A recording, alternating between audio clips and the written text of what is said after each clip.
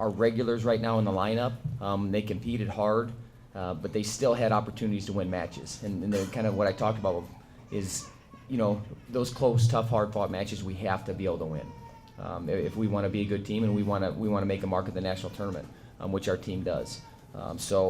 We'll get our guys healthy. We'll get them ready for the UNI Open and get them ready for the second half of the season. So individually, we only had 3 guys place. We had 3 guys that were seeded coming in. Those 3 guys placed. The other thing is when you come into a tournament like this, you want to beat guys that you're not supposed to beat. And we didn't beat a whole lot of guys that maybe we weren't supposed to beat. So that's another thing that as a team we'll continue to work on and get better at. We had a lot of guys competing this weekend, not only out in Las Vegas, but up in Buena Vista. I think we had 4 champs. Guys won a lot of matches. We had a lot of our high school guys, our recruits, wrestled this weekend too, and had some big wins. So a lot of wrestling for UNI went on this weekend.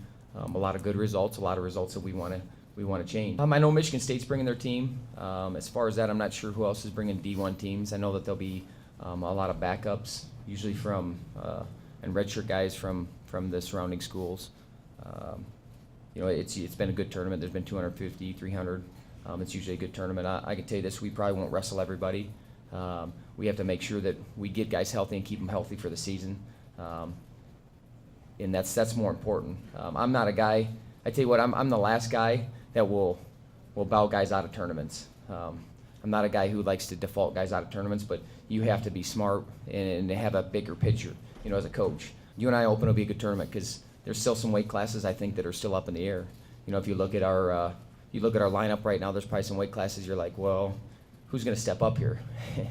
And I know I'm doing the same thing, so that'll be a good test for some of our guys to see if they're going to step up and be the guy. I think it's best when guys do it out in competition.